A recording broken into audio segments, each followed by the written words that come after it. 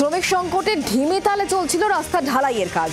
নজরে পড়তে নিজেই রাস্তা ঢালাইয়ের কাজে শ্রমিকদের সঙ্গে কাঁধে কাঁধ মেলালেন ঘাটালের বিজেপি বিধায়ক শীতল কপাট।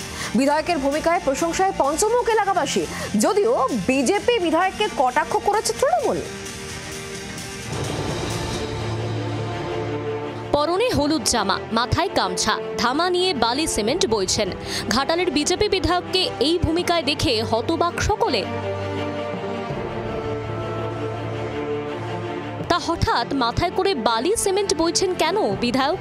জানা গিয়েছে, পশ্চিম মেদিনীপুরের ঘাটালের অজবনগর 1 নম্বর গ্রাম পঞ্চায়েতের বারানন্দী গ্রামের জানাপাড়ায় বিধায়ক তহবিল থেকে 450 ফুট একটি ঢালাই রাস্তার কাজের অনুমোদন মিলেছে। বুধবার থেকে শুরু হয়েছে রাস্তা ঢালাইয়ের কাজ, কিন্তু কাজ করছেন হাতে গোনা কয়েকজন শ্রমিক। রাস্তার কাজ পরিদর্শনে গিয়ে শ্রমিক সংকটের বিষয়টি নজরে পড়ে বিজেপি বিধায়কের। সঙ্গে সঙ্গে আর হাত গুটিয়ে বসে থাকা নয়, শ্রমিকদের সঙ্গে কাঁধে কাঁধ মিলিয়ে মাথায় গামছা পেঁচিয়ে নিজেই নেমে পড়েন রাস্তা ঢালাইয়ের কাজে। তো যদি আমি একটু হাত লাগালে কাজটা দ্রুত হয়, যেখানে লেবারের সংখ্যা কম ছিল সেখানে আমি থাকলে যদি লেবারটা বেড়ে গিয়ে কাজটা দ্রুত হয়, তো সেই জন্য আমার মনে হয় এলাকার সাথে মানুষের সাথে করা উচিত। আমি সেইটুকুই করেছি। বিজেপি বিধায়কের ভূমিকায় আপ্লুত গ্রামবাসীরা।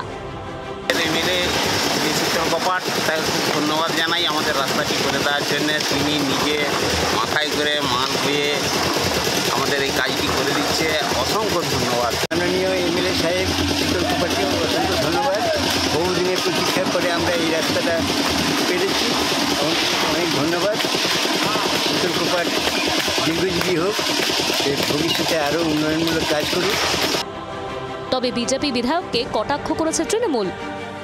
দেখো, বিধায়কের যে মেয়াদ সেটা শেষ পর্যায়ে এসে গেছে। আমরা গত 4 বছর ঘাটাল ব্লকে বিধায়কের যে উন্নয়নের কাজে তার কোনো আমরা হদিশ দেখতে পাইনি। যেটা করেছে আমি মনে করি যে এটা একটা নেকি হচ্ছে শ্রমিক প্রেমিক দেখানো, প্রচারে আসার জন্য একটা কিছু করে দেখানো, এটা কিছু না। কত দ্রুত রাস্তা ঢালাইয়ের কাজ শেষ হয় এখন সেদিকেই তাকিয়ে এলাকাবাসীরা। চম্পক দত্তের রিপোর্ট, জি 24 ঘন্টা। বাংলার আওয়াজ, বাঙালির আবেগ, জি 24 ঘন্টা।